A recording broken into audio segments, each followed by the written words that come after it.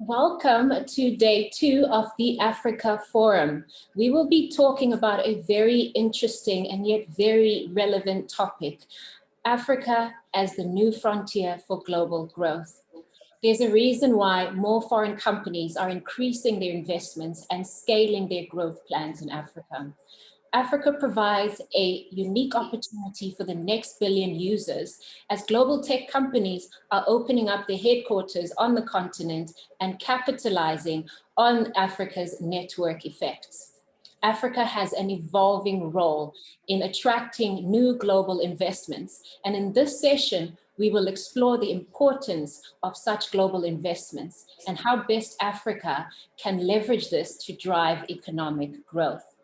Welcome everyone, and I have the pleasure to introduce my panelists. But first, briefly, let me start by introducing myself. I'm Zwane, and I'm from South Africa and currently an MBA student here at the Said Business School in Oxford. And I'm also the Director of Outreach for the Oxford Africa Business Alliance. So prior to my MBA, I was in the mining and metals industry for a majority of my career, having worked at Anglo American, and I then transitioned into management consulting, where I worked at Accenture as a manager in the strategy and consulting practice, where my key projects were in digital transformation, business optimization, and innovation strategy. So having worked at 2 multinational companies in Africa, this topic has a lot of relevance, and I look forward to the discussion we'll have. Now, on to our panelists. We'll begin with Brian Njao, who is the head of East Africa for Uber, and he's based in Kenya. In his role, Brian focuses on Uber's growth and expansion across the East African region through new and innovative region-specific product offerings that widen the digitization of transport market segments. With his passion for development and his belief in Africa's untapped potential, Brian is enthusiastic about the positive technology disruption currently ongoing in the continent. Before joining Uber, Brian worked at Rendezvous Limited, a private mixed-use master developer in sub-Saharan Africa as the head of project finance at Tattoo City. In his role, he managed a multi-million-dollar portfolio by implementing financial controls, valuation management, and joint venture structuring. Brian obtained his Bachelor of Science in Actuarial Science from the University of Nairobi in Kenya, and he also attended his postgraduate in financial strategy from the University of Oxford, Said Business School. Welcome, Brian. We also have Mr. Eghan, who is the managing partner of EY South African Tax Practice. He's the member of the EY South Africa Executive Board and part of the global network of international tax and transaction specialists. In his role, he represents clients on a range of tax matters with an emphasis on complex domestic and cross-border mergers and acquisitions and divestiture transactions. He specializes in the tax aspects of formation and operation of private equity and venture capital, and on the investments made by those funds. Ekow is a homegrown talent of EY, having started as an associate in the Cambridge practice and making partner 8 years later. Welcome, Ekow. And last but definitely not least, we have Ms. Nunu Njingila, who is the Regional Director for Facebook Africa. She joined Facebook Africa in September 2015 and is based in Johannesburg. She's responsible for building Facebook's commercial presence across the entire African continent. Before joining Facebook Africa, Ms. Njingila spent almost 16 years in Ogilvy and Mather, South Africa, in increasingly senior positions, becoming the company chair in 2012. During her tenure with Ogilvy, she oversaw the agency's evolution into a diversified communications group, delivering integrated, effective, and award-winning work for many of South Africa's biggest brands. such as DSTV, SAB Miller, KFC, Cadbury, BP, Volkswagen, and Coca-Cola. Ms. Jingila holds an undergraduate degree from the University of Swaziland and an MBA degree from Morgan State, Baltimore in Maryland. Welcome, everyone. And to our audience, you can send through your questions that you would like me to ask our panelists during the duration of the session, and I'll allow for some time to ask them. So if we can kick it off, let's first discuss the continuous growth in foreign investments on the continent and how participants can harness the opportunity. If I may first direct this question to you, Nunu, and it's with regards to Africa's bright economic prospects. What key opportunities do you see in African markets, and how do multinational companies like Facebook plan on taking advantage and scaling on those opportunities? Thank you very much. Really, really glad to be part of this panel. Coming back to your question, I think there are a number of issues that multinational companies like ourselves are looking more and more at in Africa. I think we all talk about how young the population is in Africa. I think for any tech company that's looking for growth, that's looking to be relevant in the future, certainly the fact that Africa has such a young population becomes a very interesting place for development, a very interesting place for where the world is going to go next. So that the fact that Africa has such a young population is a very, very interesting a place for us as Facebook, as the rest of the Western world begins to age. I think we also see the growth of major African cities. That for us is a very, very interesting indicator of how the world is going to come together as we provide technologies that enable connectivity. So we're looking at countries like Nigeria, Angola, DRC, South Africa, Egypt. They continue, some of the cities in those markets continue to grow. And what we look at there is the idea of providing infrastructure as those cities begin to urbanize as fast as they are urbanizing, and the technologies that lend themselves, whether it's technologies in our world in social media, technologies in infrastructure, technologies in all sorts of aspects that bring people together and enable communities to interact with one another. And I mean, the list goes on. Technology is expanding very, very quickly, and we see that there is really a deficit in some areas in infrastructure.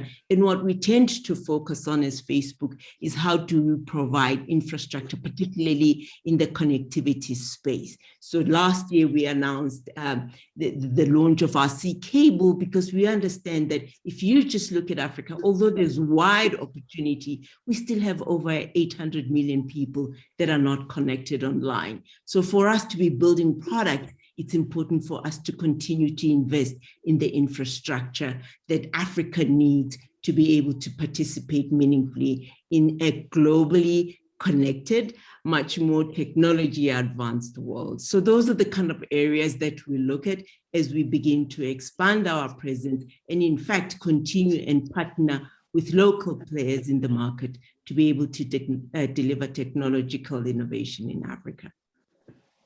Thank you for that, Nuno. I think it's quite insightful, especially on the investment in infrastructure in Africa. But sticking to that investment portion, maybe we could talk about the opportunities, these opportunities and advantages that you do see.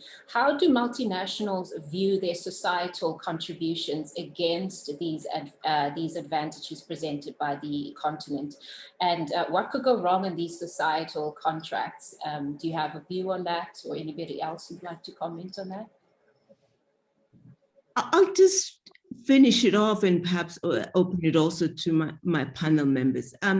There are two ways to look at this contract. You know, as a multinational company, you can come in and look at the infrastructure or look at the way you want to engage and say, this is, I'm going to take advantage. If you take Facebook, for example, we are an over-the-top player. So the way we look at Africa, we could do two things. We could come in and play in Africa as an over-the-top investor. But the way we've decided to look at it is that it's actually our responsibility to grow both the infrastructure and also be the player, because you cannot just be the player, you have to grow the infrastructure. So that's how we look at these contracts. So our investment is both as an infrastructure provider and also as a player on the top end of how digital economies grow. So we believe that's the responsible way of participating in Africa, or participating in any market for that matter. But if you look at our investments around the world, the way it's different in Africa and perhaps in other markets like India is because we are both a supplier on the infrastructure side and also a player in terms of defining the technologies that will help these economies grow. Thank you so much for that. And I think, speaking on the technology, I know, Brian, you had mentioned that you're quite enthusiastic about the positive technology disruption currently ongoing in Africa. And maybe I'd like to find out more about that exactly in detail, of what exactly are you enthusiastic about? What do you foresee in the continent as a result of tech disruption? Thank you for that. Just when looking at East Africa and how we're 6 years in as Uber, one of the things that clearly comes to mind is the fact that solution-oriented investments become that much more important, particularly in Africa, that is termed as the last emerging market. If I look at one of our mottos being that we actually live globally, but build locally, the intention has always been to look at these transport sectors and try and see how technology can actually come to help the ecosystem rather than change it from what it originally was. And that's why I always find it very interesting how you come in and the first thing you're doing is actually trying to understand what the market looks like, what the systems are. And that has played a part in ensuring that the same way we have like UberX in most other countries in the world, if you look at, for example, in East Africa, we've actually gone down to where the market is by launching examples of Uber Chap Chap, which is a slightly more fuel efficient vehicle that allows for a larger amount of people to actually access this platform for a fair price. We've actually gone down to two-wheelers, which becomes another way of transportation and a last mile delivery, particularly in areas where public transport isn't exactly where it should be. So all this is towards trying to look at the different segments, seeing what their needs are, coming together as a platform that can actually also provide economies of scale towards cost reductions. There are two ways about making money on the platform, which could be obviously increasing fares, but also using the power and the might of being together to try and actually warrant for better pricing and costs for doing business on the platform. Quite recently, we actually did launch electric mobility as an example in Nairobi through the e-scooters as an example. And the intention here is, can we bring down the cost? Can we go green at the same time? And also help drivers on the platform make more money at the end of the day. So in terms of solution-oriented investments, it is massive. The industry is huge. And the intention is always to bring in this economies of scale by building together, but also going hand in hand and supporting it through the government. A lot of data is actually then taken up based on the movements in each country. And the intention has always been not to just keep the data to help ourselves, but to also provide this data to the government to help actually improve city planning, to get to a world where we can actually have smart cities where efficiencies on transport can actually improve business ecosystem as a whole. Thank you for that, Brian. And I think with regards to technology disruption, I mean, Uber is just synonymous to tech disruption. There isn't a single pitch that up-and-coming startups don't start with, we are the Uber for ABCD. So I think it's a very, very telling thing about Uber and what it's trying to do in terms of tech disruption. But I think there's also conversations around the concern on inclusivity and fairness that arise at the back of this pillar of tech disruption. So how do multinational enterprises how do they address this, and how should society determine what is positive and what's not, and who decides? So how I'd put it is, one of the key pillars when looking at digitization, looking at platform economies, is the fact that we need to fully grasp that there are different players that actually make the platform work, and partner engagement becomes that much more important. There's no need trying to disrupt a market and introducing something that honestly the public may never actually want. It's trying to force something down someone's throat that actually wouldn't essentially scale. So the intention here is to actually work with players together, come up with solutions that actually meet market nuances. Disruption is just that, disruption, but actually works if people believe in what you're trying to do and they see an end game to it that is positive. Thank you for that. I think that's quite insightful.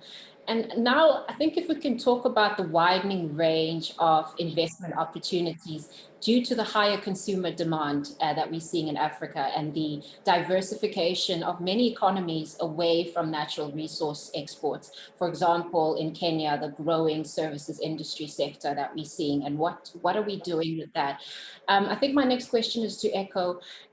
What does this tech-enabled growth that we've been talking about and the disruption mean for African governments? How has this impacted the approach to policy, especially regarding tax revenues? And how do you see the relationship between MNEs and the governments going forward? So, Zama, thank you for that question. And I think, sort of a very sort of nuanced question in several regards, because you're dealing with we often have these conversations broadly on an African basis, but the reality is the texture of the response to that question will differ, if I'm answering it from a Ghanaian perspective versus a South African perspective. But I do think that there are a number of themes though that are quite common. So as an organization, what we see really are two broad forces, and you're surprised to hear this, but tax advisors spend a lot of time thinking or talking about digital technology and disruption. There's a big question mark as to how well we understand it. Obviously we've got two key players here who probably understand the real impact and the long-term impact that we do. And then the second thing we spend a lot of time talking about is geopolitics, right? And I think globally, there's been a move away from, sort of pulling together on a global basis, especially when it comes to matters of economy, to what the trend we're seeing on, sort of countries, and in my very simple language, being a lot more selfish in terms of how they develop to craft their policies. And I think technology, it's an interesting thing because on the one end is the subject of that conversation, but also the object. And what I mean there is technology sits at the very, very core of a lot of those conversations. I mean, we've got Uber and Facebook here who have seen an onslaught, sort of certainly over the last couple of years on what their contribution is to taxes, on a global scale. But then arguably, the underlying technologies that drive these businesses, especially the data agenda in these businesses, are incredibly useful to tax administrations in terms of how they build their strategies around data and how they become more efficient in terms of, sort of that administration. And I think when we bring that conversation closer home to Africa, I think the trend that we see in Africa is also driven by a move away from large global value chains to more regional chains. So I had a lot of clients 10, 11 years ago who were interested in the Africa story. That still meant investing in businesses that perhaps traded a lot more with the rest of the world. And in time, I think when I look at my own client base today, a lot of my clients, a lot of the private equity clients that I serve in Africa are more interested in a regional play, right? They're more interested in investing into a niche, founder-based platform that is able to, really dominate in its own market, but it also has, the ability or the opportunities to trade with its neighbors. And when you step back and then juxtapose that with, well, what is the role of government? What is government most interested in that conversation? I think the two things that I would say. One is obviously tax and the contribution.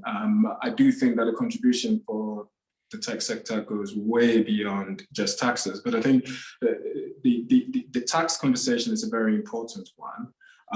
One, because these investors become part of society, and should they become part of society, I think the expectation that they contribute to that society. It's a very important conversation to be had. Now, how we have that conversation is perhaps the crux of the question you asked, Zama, because I do not believe that, anywhere in the world today, there is a gold standard for how that conversation should be had. I don't think it's, you can pick the US, you can pick the UK, and you can pick, sort of Sudan, and the challenges are the same because the world and technology has kicked us way forward into the future, and our laws just haven't been able to catch up with. And I think where government can help in bridging some of that gap, in coming, in creating that partnership with these large, with the large tech players, with the small nascent tech players, is to really spend time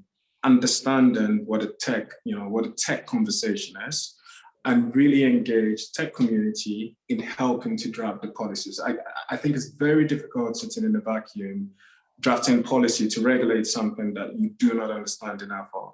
I also think that, the second part of this is an emerging conversation around being very careful on taking, policies that have worked elsewhere, or, and assuming that copying and pasting them in Africa would work. I don't think it's true for the policymakers. I also don't think it's true for Nuno or Brian. I don't think Brian and Nuno are copying and pasting what is happening in other jurisdictions. So working in that partnership to create, sort of tailored policies in a collaborative manner, with the right specialists, with the right consultation processes in place, is a really key enabler to, sort of unearthing the benefits that this tech disruption, climate we live in, can bring to the success of the continent. Thank you, Ekow. And I think you raised such a good point. I think, Nuno, you can just take on your point there. Yeah, thank you so much for that contribution. And I think it's just so true. And how the part that I really do focus on when we get to the African region is the stuff that is built for us, built for the continent, and it's built with the issues in the continent, taking the issues in the continent. So if you, for example, look at the work that's happening around fintech, that work is world leading. So this is not Africa looking at other places in the world. I am just so excited about some of the solutions that are coming from the companies in this region to be able to fast track what I call legacy companies, to be able to enable Africa to trade with itself, if not trade with the world. Some of the solutions that are coming from agriculture, these are solutions that are born here, found here for the world. If we look at commerce, if we look at retail, the way retail sits in Africa, it's not going to go far. But for the first time, with the advent of e-commerce, we have the ability to trade amongst each other. But there are, to your point, a lot of laws that just don't even enable us to trade amongst each other as African, let alone the proposition between Africa and the rest of the world. And those are some of the areas that I'm excited about. And I'm excited that hopefully technology will begin to unleash and take forward. And if I can, Zama, just to respond to, so Nuno, I mean, spot on. I couldn't agree more. I think the interesting thing here is back to my point about being the object and the subject. On the one hand, we need to create policies that enable technology to really maximize its potential. The flip side is true. We need technology to help create those policies, right? And so is this cycle and what comes first, right? So saying that's why, this partnership between, the public and the private sector is crucial to this conversation, right? It's crucial. I think, we can all sing until we go blue the positive message in technology and what technology can do, etc. But I think the problem the hurdle that we all need to overcome quickly is how we build those partnerships. And it's not just building the partnerships, but actually getting the engagement to be sincere in that partnership. So, agreeing with all of that, we spend, again, it may not sound obvious, but tax professionals, tax policymakers spend an umpteen amount of time, trying to understand how, an Uber operating model or an Uber's business model actually works. If we spend that time, trying to understand, and I don't think we always get it right until you have a front seat. I can only imagine what a policymaker who's writing, the laws that govern it, whether it's tax, whether will struggle with that if they're not consulted through that process. I fully agree, and I think just to add there is the fact that technology will always come before regulation. It just so happens that technology moves faster than government will. And that's just the way government is built. And being proactive enough to actually then go to government and insist on them actually fully grasping what's been happening does help them actually understand a bit better. It may not mean that you actually get everything you want. I don't think there's an ideal world where that happens. But I think government's play is always to try and level the playing field for any player who wants to enter the market on a particular industry. The intention of private sector is to ensure that whatever regulations are coming into play actually do help foster growth and not just block people from being able to be more creative. It is a tricky chicken and egg scenario. And if you mix in tax to it, regulations to it, obviously it does start up a few question marks along the way. But at the end of the day, it's all about collaboration. It's all about pushing.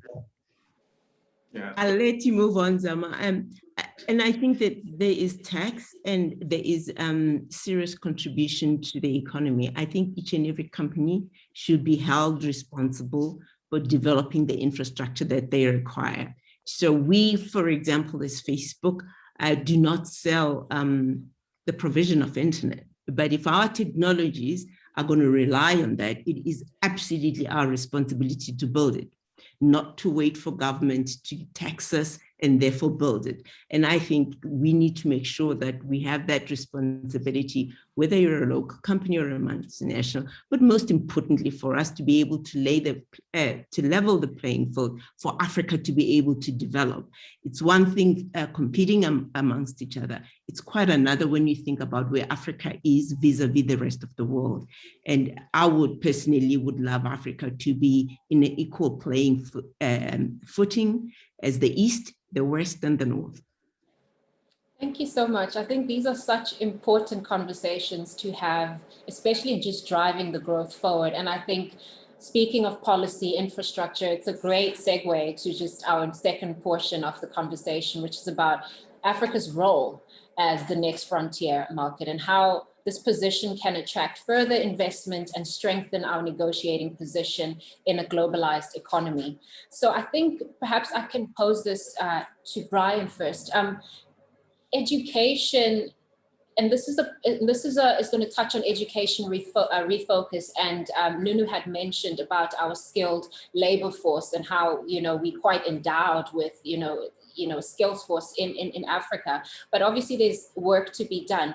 And I just want to, get an understanding on what has been your observations on the skills and the workforce that Africa requires to be the next frontier versus what currently exists, and perhaps commenting on the interventions that are required in order to achieve this. Definitely, thank you for that, Zana. When looking at the industry and looking at Africa, I always say that we have one of the most fantastic workforce you could ask for in Africa. People who are resilient, people who are actually focused. And when doubling down on the fourth industrial revolution, I think the biggest question has always been quality of work. It's providing a disruption that actually ensures that whatever work comes out of it is actually quality work. And how do we do that? It's for example, at Uber, yes, we have drivers on the platform from different cadres, from the larger cars to the smaller cars to the scooters.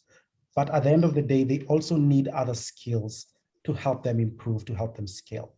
One of the key skills we actually realized quickly was needed was financial management. It's one of the aspects that actually take you from ideally owning one car to owning a fleet on the platform. And we quickly realized that through the same tech that lets you request for a ride or receive a ride, we can also provide an angle where we can actually provide these courses for free as they're actually during their free time, maybe having lunch, go through these courses. We went a notch higher and actually then decided if we are to train drivers on the platform onto a certain skill, why not train some of the drivers to actually become trainers? Because they're best placed to actually help the rest fully grasp the different skills that are needed to actually improve their livelihoods.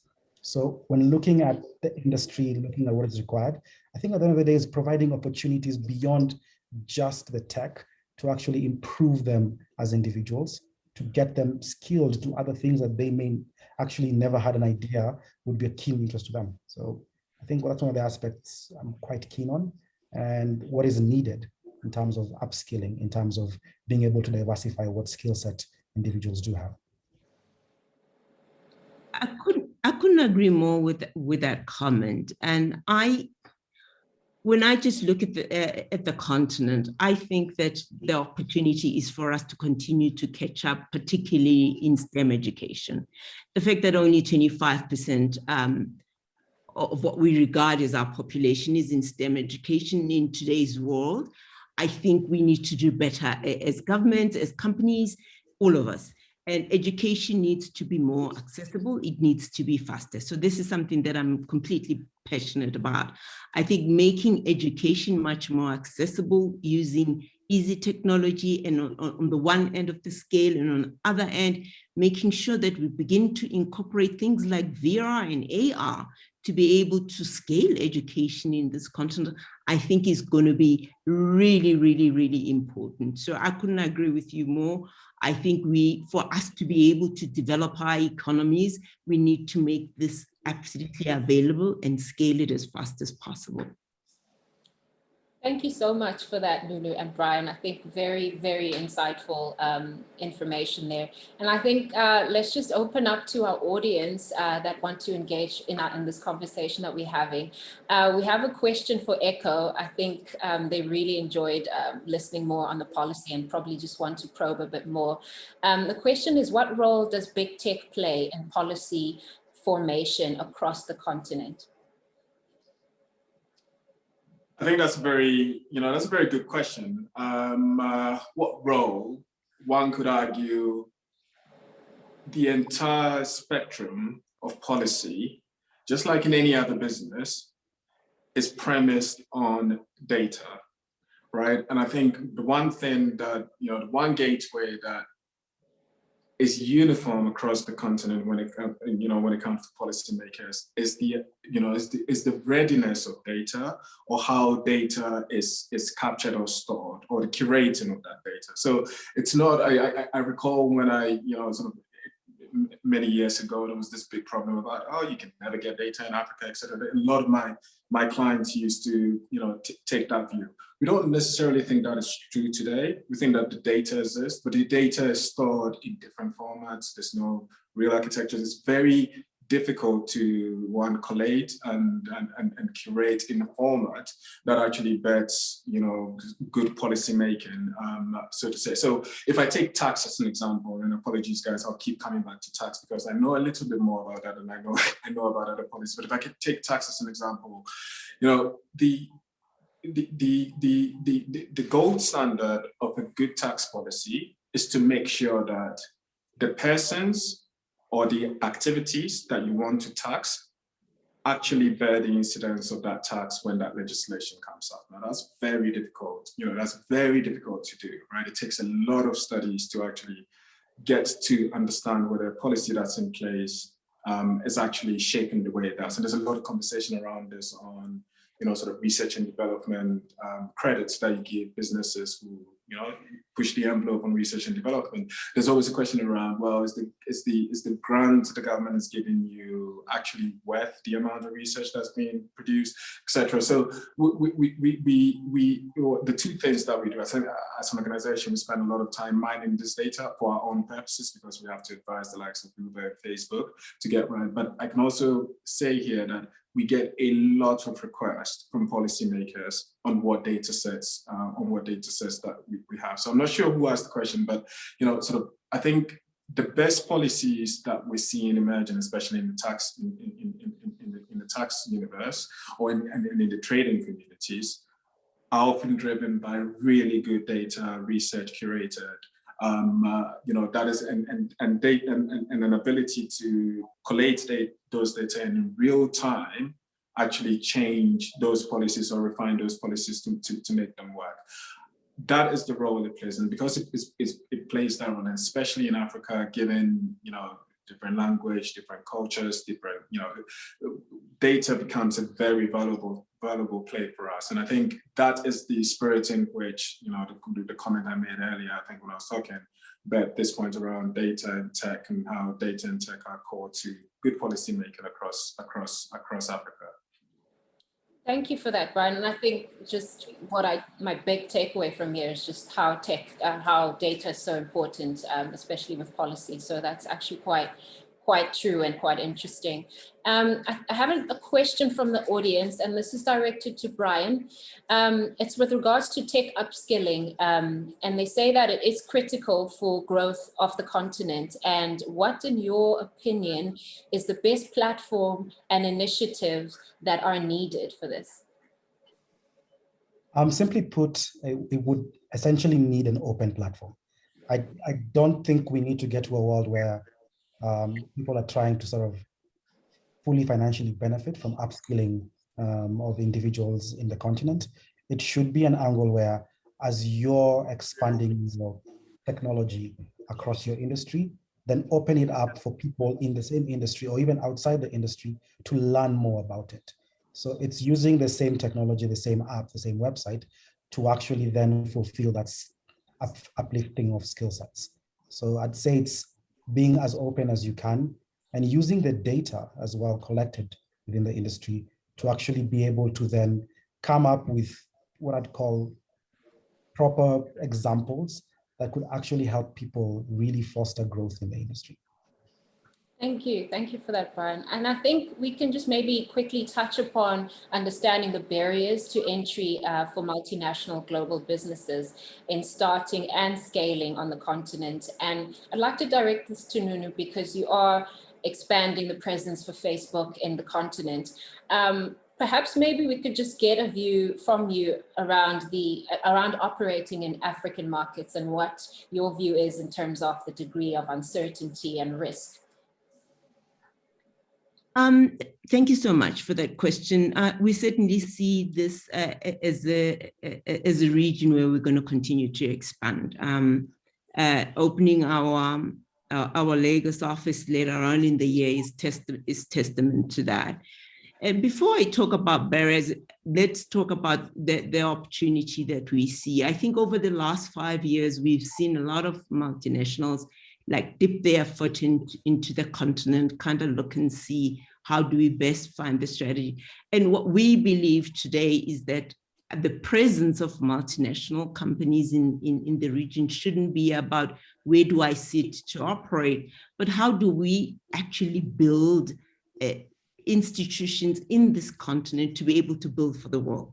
So it's not about, I'm going to have offices around the world. I also need to serve the African market. Let me just have a little office here. So the office that we opened in Nigeria is for building technologies, not just for Nigeria, not just for Africa, but for the world. So really it is about making sure that Africa is at the center of what's happening. We don't believe that technology should be built in Silicon Valley alone. It should be distributed and built wherever. So it really is about making sure that we have a footprint in the continent. There are so many barriers. You could look at barriers, you could look at opportunities. Our view is that if you look at, for example, the World Bank Index that says where are the African countries in terms of ease of doing business, you'll find that only 7 are in the top 100. Most of them fall between 100 and 190. Some companies may run to the countries where it's easier. We believe that as a company, we should be in all those markets and trade in those markets together with the lawmakers, policymakers, and other companies come together and define what it looks like to operate in that market. I am particularly excited about the free trade agreement that was signed this year. I know it still has a long way to go, but I think we should just celebrate because we as a market, we need to look at what's happening around the world.